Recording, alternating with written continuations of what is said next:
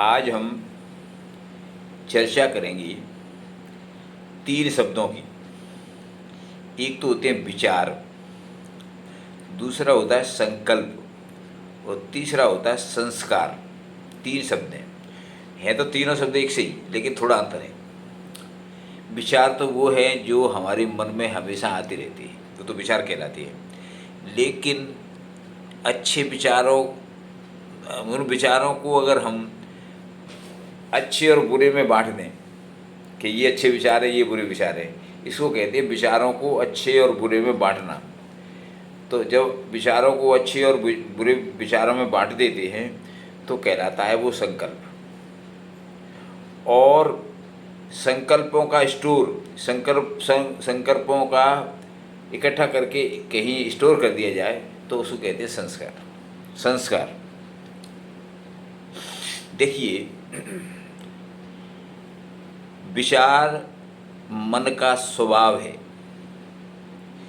मन में विचार आते ही रहेंगे।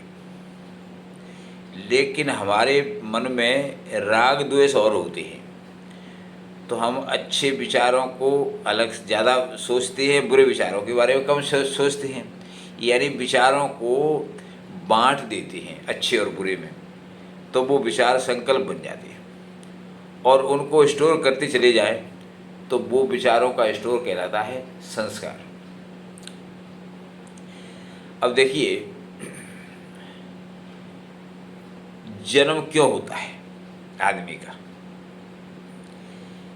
जब होता है जब आपके संकल्प गहरे हों, यानी आपके विचार इतने गहरे हों कि वो मन से अहंकार में चले जाएं और अहंकार से बुद्धि में चले जाएं। यानी इतने गहरे हों कि वो अहंकार बुद्धि तक पहुंच जाएं, तो वो संस्कार स्थायी संस्कार होते हैं, जिनकी वजह से आदमी का पुनर्जन्म होता है। यानी इसको ऐसे समझिए कि संस्कार स्टोर होते होते, संकल्प स्टोर होते होते संस्कार बनते हैं। और संस्कार क्या है? संकल्पों की रील है। संकल्पों की एक रील है, जैसे फिल्म की रील होती है वैसे। तो वो उस रील को हम देखने के लिए, जो हमारे संस्कारों की रील बनी हुई है हमारे मस्तक में, हमारी बुद्धि में, उस रील को पुनः देखने के लिए हम जन्म लेते हैं। और वही रील घूमती है, जो हमारे पिछले जन्म के संस्कार थे वही रील घूमती है।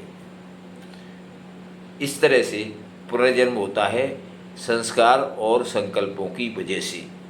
धन्यवाद।